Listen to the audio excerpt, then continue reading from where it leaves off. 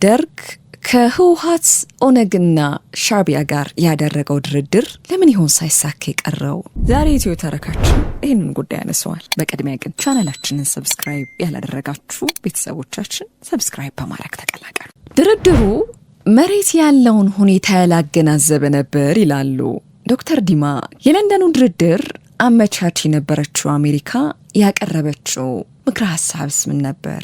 የኢትዮጵያ ህዝባዊ ዲሞክራሲያዊ ሪፐብሊክ መንግስት ወይንም ኢሂድሪ፣ ህዝባዊ ወያኔ ሓርነት ትግራይ፣ ህወሓት፣ የኦሮሞ ነጻነት ግንባር ኦነግና የኤርትራ ህዝብ ነጻ አውጪ ግንባር ህጋኤ በ1983 ዓመተ ምህረት በእንግሊዝ ሀገር ድርድር ለማድረግ ቀጠሮ ተይዞላቸው ነበር።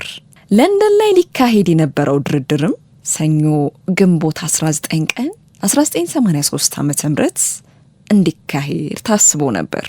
የኢሂድሪ መንግስት ፕሬዝዳንት የነበሩት ኮሎኔል መንግስቱ ኃይለማርያም ግንቦት 13 ቀን 1983 ዓመተ ምህረት ከሀገር ከወጡ ከ3 ቀናት በኋላ ማለትም ግንቦት 16 ቀን ህወሓት ደሴን ተቆጣጥሮ በአምቦ በወሊሶና በደብረ ዘይት እንዲሁም በለሚ በኩል አዲስ አበባን ቀለበት ውስጥ ማስገባቱ ይነገራል።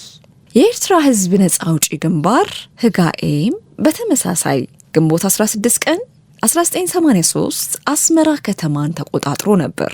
ህወሓትና ህጋኤ በዚህ መልኩ ግስጋሴ ላይ ያሉ ነበር የደርግ ባለስልጣናት ለድርድር ወደ ውጭ ያመሩት። በኢሂድሪ ጠቅላይ ሚኒስትር ተስፋዬ ዲንቃ የተመራው የደርግ ተደራዳሪ ቡድን ዶክተር አሻግሬ ይግለጡን፣ ቢሌልኝ ማንደፍሮን፣ ዶክተር ግርማ ወልደ ስላሴን፣ ሜጀር ጀነራል መስፍን ገብረ ቃልንና ፍስሐ ዘውዴን አካቷል። ይህ ተደራዳሪ ቡድንም ቅዳሜ ግንቦት 17 ቀን 1983 ዓ.ም ወደ ለንደን መጓዙ ይታወሳል። በወቅቱ መንግስት በነበረው ኢሂድሪና ተቋሚ በነበሩት ህወሓት ኦነግና ህጋኤ መካከል ለንደን ይደረጋል ተብሎ የነበረውን ድርድር ያመቻቸችው አሜሪካ እንደነበረች የኢትዮጵያ ህዝባዊ ዲሞክራሲያዊ ሪፐብሊክ መንግስት ኢሂድሪ ምክትል ፕሬዝዳንት ኮሎኔል ፍስሐ ደስታ አብዮቱና ትዝታዬ በሚል ርዕስ በጻፉት መጽሐፍ ላይ ገልጸውታል። በወቅቱ በድርድሩ ላይ ከነበሩ ድርጅቶች አንዱ የነበረው ኦነግ ሲሆን የዚህ ግንባር የድርድር ቡድን አባል የነበሩት ዶክተር ዲማ ነገዋ ከለንደኑ በፊት የኢሂድሪ መንግስት ከህወሓትና ህጋኤ ጋር በጣሊያን ሮም ድርድር አድርጎ እንደነበር ይገልጻሉ። ዶክተር ዲማ አሜሪካ ጦርነት ይቁምና መንግስትና ተቃዋሚ ኃይሎች ሰላማዊ ሽግግር ማቋቋም እንዳለባቸው አሳስባ ነበር ይላሉ። የአሜሪካ መንግስትና ሁሉም ተቃዋሚ ወገኖች የሽግግር መንግስት እንዲያቋቁሙ፣ የሽግግር መንግስቱ ሰላምና መረጋጋትን እንዲያሰፍን፣ ግልጽ ነፃና ፍትሃዊ ምርጫ ለማካሄድ የሚያስችሉ ተቋማት እንዲመሰረቱ፣ የህገ መንግስት ማርቀቅ ስራ እንዲጀምር እንዲሁም ነፃና ገለልተኛ ምርጫ ተካሂዶ የሽግግር መንግስቱ የኢትዮጵያ ህዝብ ለመረጠው ወገን ስልጣኑን እንዲያስረክብ የሚል ሀሳብ ቀርቦ ከዚህ ውጭ ያለውን ግን እንደማይቀበል አስታውቆ ነበር። የኮሎኔል መንግስቱን ከሀገር መውጣት ተከትሎ የሪፐብሊኩ ምክትል ፕሬዝዳንት ጀነራል ተስፋዬ ገብረ ኪዳን የፕሬዝዳንቱን ስራ ተክተው እንዲሰሩ ከመንግስት ምክር ቤት በተሰጠ መግለጫ ለህዝብ ይፋ ይሆናል። ምንም እንኳን በወቅቱ የዋሽንግተን ባለስልጣናት ቀደም ሲል የተጠቀሱትን ቅድመ ሁኔታዎች ቢያቀርቡ ህወሓት ወደ አዲስ አበባ እንዲገባ ፈቀዱለት። ከፍተኛ ችግር ሊከሰት ይችላል፣ አዲስ አበባም እንደ ሞቃዲሾ እንዳይሆን የሚሉ ማስፈራሪያዎችን በማንሳት ጀነራል ተስፋዬ ገብረ ኪዳንን ይወተውቱት እንደነበር በወቅቱ የነበሩት የኦነግ ድርድር አባል ዶክተር ዲማ ነገዋ ተናግረዋል። አሜሪካኖች የኢህአዴግ ጦር አዲስ አበባ እንዲገባ በአንድ ወገን እየጠየቁ በሌላ ወገን ደግሞ በለንደን ድርድር እንዲደረግ ሲወተውቱ ነበር ይላሉ ዶክተር ዲማ። በዚህም መሰረት ድርድሩ ሳይካሄድ ኢህአዴግ አዲስ አበባ ከገባ በኋላ 1 ወር ባልሞላ የሽግግር መንግስት አቋቁሞ ከ1 ወር በኋላ የሽግግር መንግስት አቋቁሙ የሚል ነገር እንደነበርም ገልጸዋል። ድርድሩ ያልተሳካበትስ ምክንያት ምን ነበር?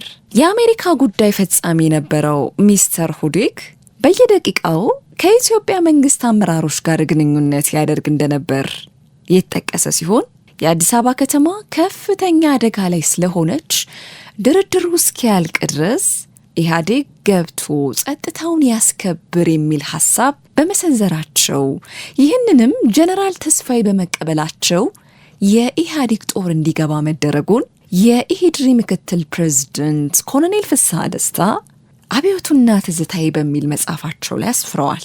በወቅቱ የነበረው ድርድር ሳይሳካ ኢህአዴግ አዲስ አበባ መቆጣጠሩ የሚታወስ ሲሆን ይህ ድርድር እንዳይሳካ ያደረጉ ምክንያቶች እንዳሉ ይጠቀሳል።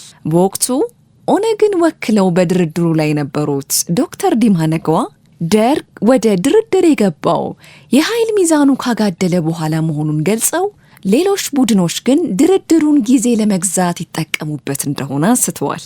ድርድር ሲደረግ መሬት ላይ ያለውን እውነታ ግምት ውስጥ በማስገባት መሆን እንዳለበት የሚገልጹት ዶክተር ዲማ በወቅቱ የደርግ ስህተት የነበረው በመሬት ላይ ያለው እውነታ ከተቀየረ በኋላ ወደ ድርድር መግባቱ እንደሆነ አንስተዋል።